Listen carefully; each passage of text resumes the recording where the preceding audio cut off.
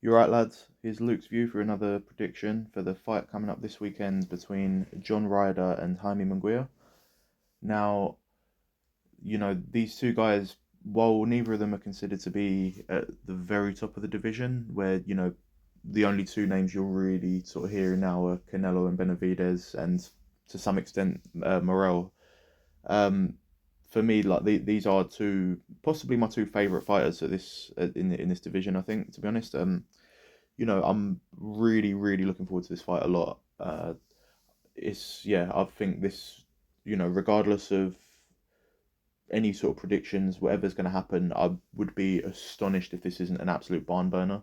I think, I think this has all of the makings of a classic fight. But like I say, I'm a big fan of both guys. So anything that I say here, just you know, keep that in mind. Like I know a lot of people, particularly. I mean, Ryder seems to have now gained some respect. Weirdly enough, with the loss to Canelo, where actually out of every fight that he's had in his career, um, you know, I'd make the case that before that fight, every decision that he'd lost, he actually deserved the decision. Definitely against Saunders and Callum Smith, they're the two, prime examples. Um, they okay, he got stopped by Nick Blackwell, but aside from that, you know, you can make the case that he deserved to win every single one of those other fights that went the distance. And it's actually interesting to me that, he's then gone on to fight Canelo and, okay, gave a good account of himself, but, clearly lost the fight, like clearly lost the fight. And that's actually now when he's gained that respect. But, um, yeah, regardless, he's gained some respect. Munguia, on the other hand, it seems like as time's going on, he seems to actually be losing more and more respect. I mean, he had some good results when he was first sort of breaking onto the scene when he beat Liam Smith and Saddam Ali. Absolutely like beat the shit out of both of them, really, to be honest. But since then, he hasn't really sort of kicked on. Um, had a couple of questionable decisions.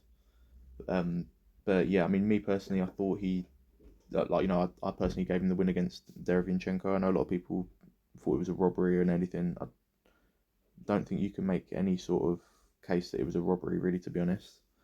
I think it's to me like if you put it either direction, it would be a fair decision. It's the type of fight, really, to be honest, that I generally like seeing being scored as a draw. But yeah, I personally did score it narrowly to Munguia, and that's against the top fighter. Derevyanchenko is one of those guys that you know Jamal Charlo is the only person that's actually had like a completely undeniable win against him, really. So if it wasn't for that, Derevyanchenko would be probably talking about him as a pound for pound fighter, to be honest. So yeah, regardless, I think this fight, my feeling is that Munguia is going to get the decision. I think that's the way that I see it. I think Munguia is someone that clearly does have a lot of power, but particularly as he's gone up in weight as well. I think he's someone that kind of sacrifices some of his power for volume. I think you actually see the same thing a little bit with Christian and Billy.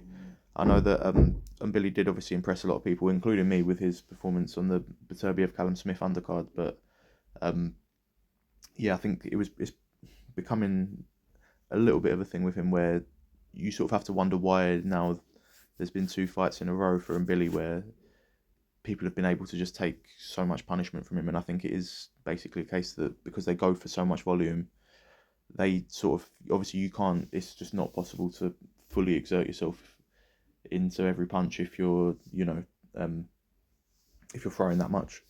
And yeah, I think that's what we see with Munguia as well to some extent. I think that's why you look at his resume and um, pretty much against all most of his stoppages for the most part.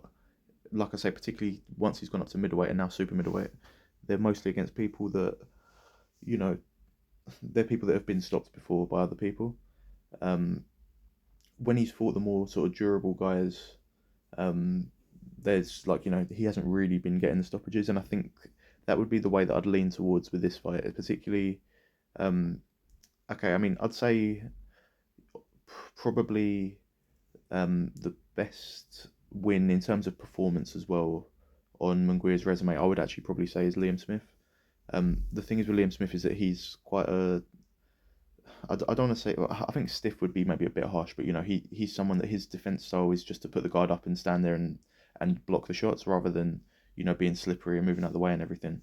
And he really took a lot of punishment from Munguia that fight, and I think that's not what we're going to see from Ryder. I think Ryder is a lot more slippery. He's going to be bobbing and weaving all over the place, and the fact that he's southpaw as well. I think there's going to be times when Ryder does make Munguia actually look quite silly with some of the shots that he's throwing, because Munguia is someone that really loads up heavily on a lot of his punches in terms of how wildly he swings with them, particularly his uppercuts. But yeah, I think Ryder's going to make him miss pretty badly quite a few times. But on the flip side, Munguia is just so relentless and quite unorthodox, really, in terms of the way that he throws those punches, that something is just going to land at some point. And that's the only way I can see it not going the distance, really, is just Munguia catching him with a kind of unorthodox punch, really. It might catch him cleanly, but it's going to be just like a wild swing that catches Ryder while Ryder's doing the orthodox thing, and gets caught in an unorthodox way, really. Aside from that, I think that both guys are just, they've got incredibly good gas tanks. They're both really durable. I mean, Munguia, I think, has actually got one of the best chins in the sport. And yeah, I think that's what we're going to see is, I think Munguia will hurt Ryder at some point. I think particularly Ryder, he is southpaw, but just the way that he moves, I think it can maybe make him susceptible to getting caught in the liver with, bearing in mind that Munguia is particularly a very good body puncher. We loves that left hook to the liver against a southpaw. I know he hasn't really fought much in the way of southpaws, but I think that's something that we could maybe see pop up at some point in the fight. I think if Munguia can attack the body well, then maybe he can make Ryder slow down. I think, that's the way it's going to go. I wouldn't be surprised if we see a case where Ryder deserves a decision and doesn't get it again, because, there's, on both sides, there's form for that. But yeah, I think that's my feeling, to be honest, is that I think Munguia is going to be able to slow down Ryder to some extent, just out. I don't want to say outwork him, because it's pretty difficult to outwork Ryder, but I think it's going to be a case that he's just going to hit him with the bigger shots. He's going to be doing more damage, really. Ryder's not someone that really is able to do the damage that well. The biggest thing that he's got in his favour really is foot speed. I think Munguia is not the most fleet-footed fighter out there. Ryder's going to be able to get inside quite often. It's just I don't think he's going to really be able to make much of a dent on Munguia. That's the problem.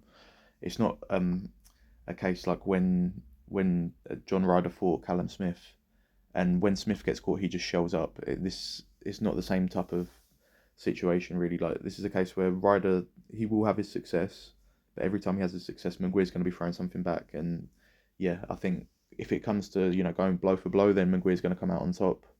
And yeah, I think that's the way that the judges are going to see it, and I think that would be my prediction, to be honest, especially with the fight being over on that side of the world.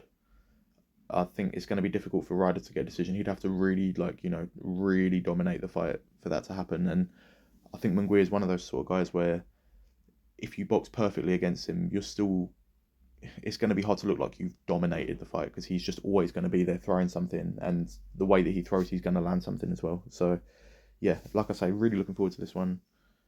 I'm thinking I mean, to me, it's got all the hallmarks of classic fight, to be honest. I mean, Munguia had my fight of the year last year. Ryder's one of my favourite fighters. He's been in a lot of great fights. So yeah, really looking forward to it. I'd be amazed if this isn't a classic fight. Then yeah, then I'm happy to say I don't know shit about boxing.